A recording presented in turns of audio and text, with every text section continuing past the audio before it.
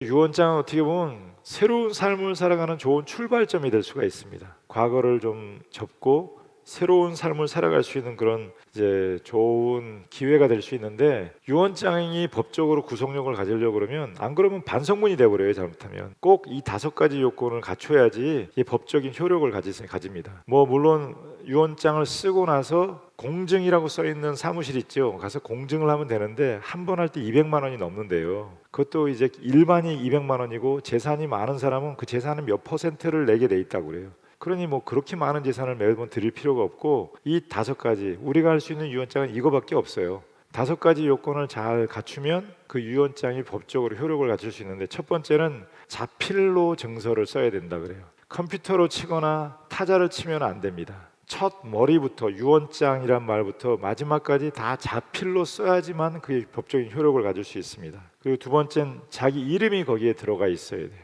내가 이름을 날인을 해야 되고, 세 번째는 사인이 아니라 도장이 필요하다 그래요.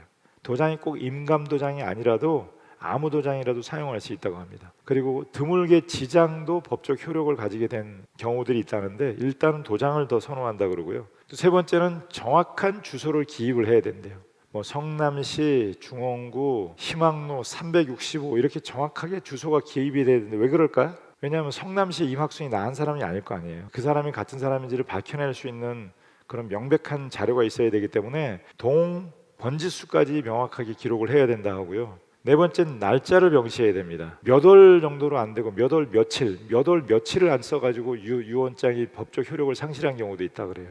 이런 경우가 많대요. 유언장을 쓰는데 매년 개정을 하고 다시 쓰고 그러니까 자식들이 유언장을 하나씩 다 가지고 있는 거예요. 그럼 누구께 효력을 갖추게 될까요? 최종 날짜에 날인된 게 효력이고 나머지는 다 폐기가 된다는 거예요. 그래서 명확하게 몇 월 며칠까지 날짜가 기입이 돼 있어야 된다고 합니다. 그래서 거기에는 이제 유산을 분배하는데, 뭐 아파트는 누구를 줘라, 어디는 땅은 누구를 줘라 이렇게 하면 안 되고, 그 아파트 주소도 명확하게 들어가 있어야 되고 땅에 대한 주소도 명확하게 들어가 있어야 됩니다. 그리고 사전 의료 연명서는 죽음이 다가오면 이거 하지 말아라. 저도 그 명확하게 써놨는데, 강제 호흡하지 말고 혈액 투석하지 말고 항암제 투여하지 말고 심폐소생술 하지 말고 강제 수혈하지 말아라, 심장 충격하지 말아라. 그걸 유언장에 명시를 하고 있어야 되고요. 100장을 써도 괜찮습니다. 근데 100장을 쓰지만 효력을 가지는 건 제일 마지막에 날인이 되어 있는 것, 그 하나만 효력을 가지게 된다고 그래요. 그리고 유언장을 발견한 사람은 법원에 가서 검인 신청을 해야 됩니다. 그걸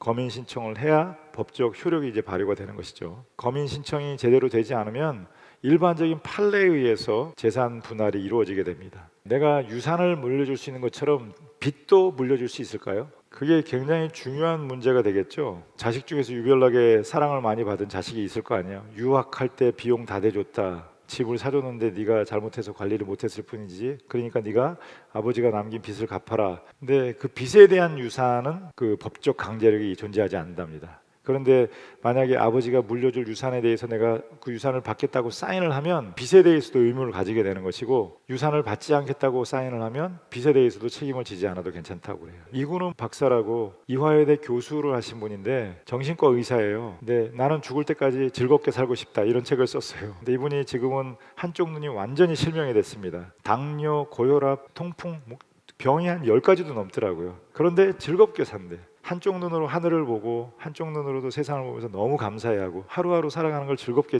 살아가고 있다는 거예요. 이분이 살아있는 동안에 많은 임종하는 사람들을 만났는데 꼭 그 질문을 했대요. 만약에 당시 생의 기회가 주어진다면 뭘 하고 싶습니까?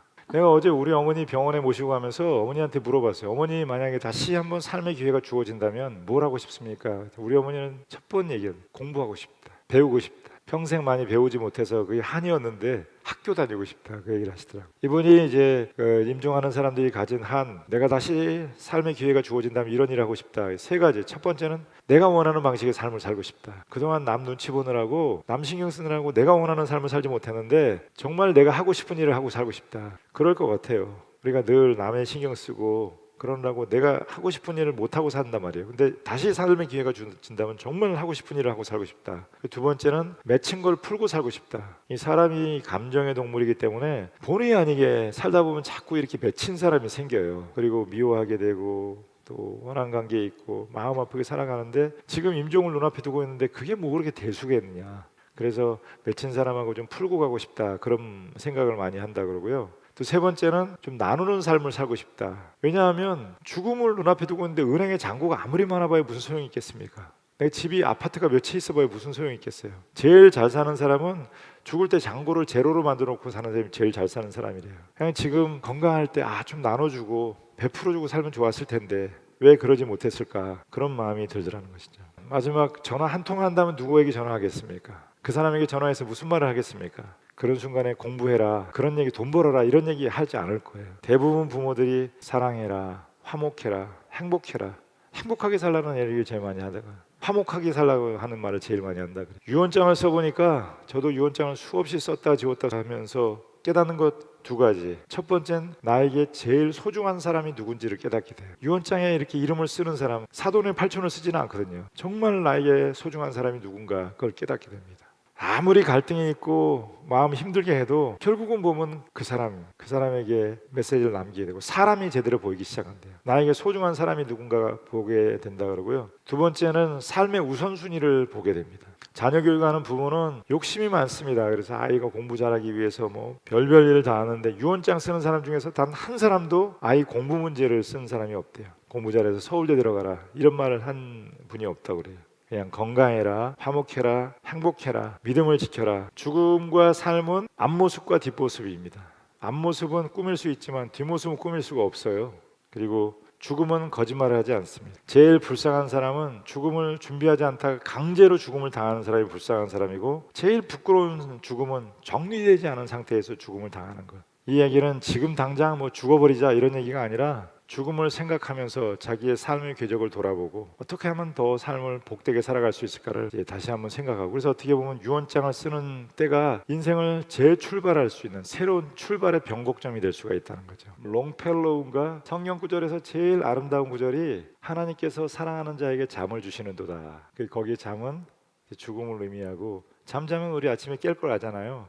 그것처럼 죽음 맞이하지만 지금 다시 일어난 것처럼 다시 깰 걸 우리가 압니다. 여보, 나의 뒤를 잘 부탁합니다. 우리의 사명인 엄대가 넘대기의 길을 끝까지 잘 봐주고 돌봐주고 저를 따라오세요. 사랑합니다. 장례의 어떤 하이라이트가 입관식이에요.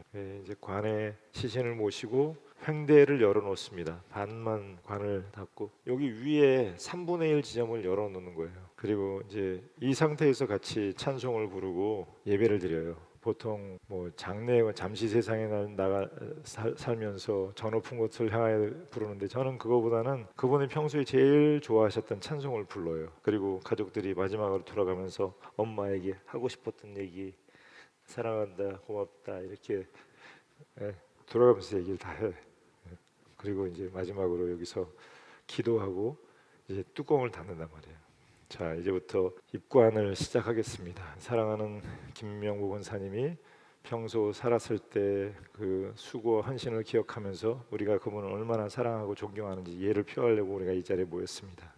장례를 집행하겠습니다. 뚜껑을 닫아주시겠어요? 흙에서 왔으니 흙으로 돌아갈지라. 사람이 다 흙에서 왔지만 이제 흙으로 돌아갈 것입니다. 김명복 원사님의 영혼은 하나님께로서 왔고 그 육신은 흙으로 돌아갈지어다. 문을 열어주세요. 자, 김명복 원사님이 부활했습니다. 그냥 아무것도 없는 것 같아요. 무가 된 것 같은 느낌이 드네요. 네, 영인 것 같은 느낌. 이렇게 돌아갈 건데 네. 결국은 다 놓고 이렇게 갈 건데 네. 뭘 그렇게 마음을 끓이고 살았나 그런 생각도 들고. 네. 그 전에 이제 박종남 장로님이 뇌 수막염으로 병원에 입원해 있었는데 한 주일 정도 입원해 있었거든요. 근데 거의 죽을지 살지를 몰랐습니다. 나중에 깨어나셨는데 그때 그런 얘기를 했어요. 주보에 박종남 장례, 박종남 입원 그 단어 한자에 따라서 삶과 죽음이 오가는 것 같아요.